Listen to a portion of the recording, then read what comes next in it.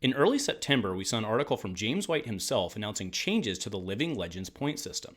In addition to a program philosophy discussion, the gist was that it was necessary for a devaluing of all LL points at events to account for Fab's rapid growth.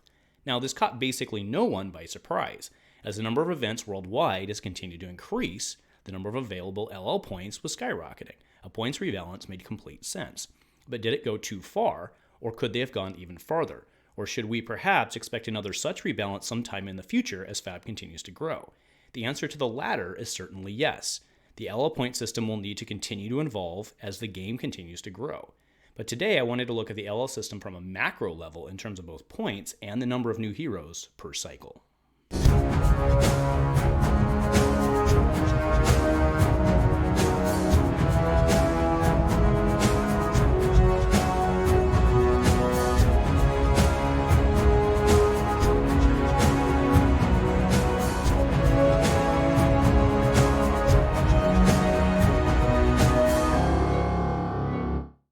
A huge shout out to our channel members for supporting what we do here. If you want to get involved with the channel and the Dice Commando community, please consider joining as a channel member.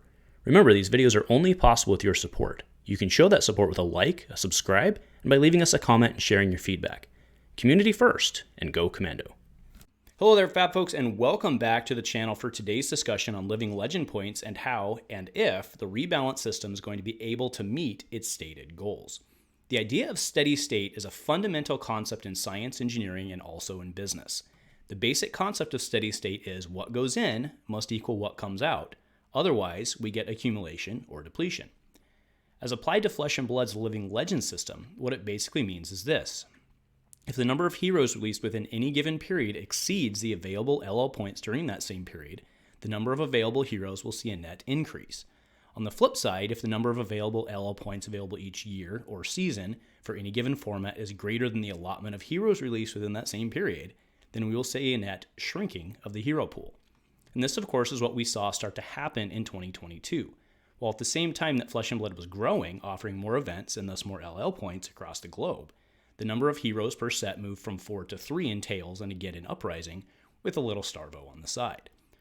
Whether this hero count will remain going forward is certainly to be seen, but regardless, it was pretty obvious that a rebalance was needed. Returning to our concept of steady state, however, there are a couple additional areas in which this is not an exact science, if you will, when it comes to Flesh and Blood. First off, it's possible for a hero to accumulate more than the required LL points before their retirement. Heroes like Starvo and Chane way overshot their 1K marks, which of course then ate up more of those available LL points. This serves to effectively dilute the points that would have gone to other wins had they rotated out immediately versus the end of a season. On the other hand, as more fringe heroes pull wins, or as we go through very balanced or wide metas, we can potentially see a spreading of the LL points. The impact here is that the entire hero pool rises together, and then instead of a one-in, one-out type situation, we can reach a point where the hero pool throttles. For a while there's no change, and then all of a sudden multiple heroes go away within a relatively short time. Finally, heroes, of course, come with different power levels. Some heroes just aren't good enough or playable enough at the competitive level to risk taking more than a handful of points. This serves to effectively port their share of the points over to the stronger heroes. The result here is that the stronger heroes then retire at a faster rate because the quote, bad unquote heroes aren't effectively pulling their weight. Thus, I grant that trying to model the LL system as we would a true steady state system certainly isn't an exact application. But fundamentally it makes sense. The number of LL points available in any given period should, roughly, match the number of competitively viable heroes released in that same period. At a very basic level, the number of LL points available within a given time period should be roughly 1,000 times the number of heroes released within that same period. The other way to look at that, and perhaps honestly more relevant given some of the impactful points we're going to cover today, is that the number of heroes released in a given time period should, roughly, match or exceed every 1,000 LL points available during that same period. Now, the fallacy of that logic is that it assumes that all heroes have an equal ability to earn points, and that of course isn't realistic. Not all heroes will land and be competitively playable, and as such, of course, it makes sense for them to release more heroes than would need for an exact balance. While yes, this leads to a bloating of the hero pool, functionally, it doesn't have the same level of impact on the competitive scene itself, as those heroes likely won't factor into the top meta, at least consistently. Now sure, for the reasons I just listed, such a formula won't be exact steady state, but over the long term of multiple competitive seasons, in concept it will hold in terms of looking at the rate of heroes LLing in and out. And besides, we have to start somewhere. So with all that said and understood, how does it fit in with what LSS has announced as their plan? The cornerstone of this discussion is what LSS has specified as their current injection rate of LL points. As per the article, we should expect to see roughly 3,000 points for CC over the next year. This means that in the steady state concept, we should expect to see the equivalent of 3 heroes ascend each year. So backfilling shouldn't be expected as an issue. At 2 expansions per year on average, they can easily match that rate even at only 3 heroes per set. Now the next and rather important part of this is that, as per James White in the published article, the target duration for an LL hero is 15 to 20 months as a high-performing hero. In the article, as per their own calculations, they indicate the expected win rate for such a hero to be somewhere between 20 and 30% given the exact speed of their ascension. And the math here holds. If we just ballpark it for easy math, at roughly 18 months, there will be approximately 4,500 points available in that time, 1,000 points per year times 1.5 years. Catching somewhere around a quarter of that-ish, it tracks. One thing that is more difficult to comprehend in that calculation, though, is what happens to the rest of the points. If a hero is only winning roughly 25% of the time, then 75% of the points are going elsewhere. And therein lies what I see as the first potential challenge to this model. The model, to a certain degree, assumes that good heroes will maintain a relatively constant win rate across their lifetime. And honestly, I don't think that's realistic. A 25%-ish win rate for the better part of a year and a half would be honestly pretty incredible. It would really be quite impressive. But more than likely, said hero will have a 40% win rate for a short period of time, the meta will adjust, their win rate will drop, and then they will probably close out strong. And that's where one of the assumptions inherent to LSS's model starts to fall apart, because we realistically expect heroes to more or less burst their points within shorter periods. Those bursts will force balance and ban changes. When a hero hits XX% win rate that is too high, there is an implication that such change is needed because it's over 25%. And to be clear here, folks, I'm not saying that's what should happen. I'm saying that is what is very likely to happen.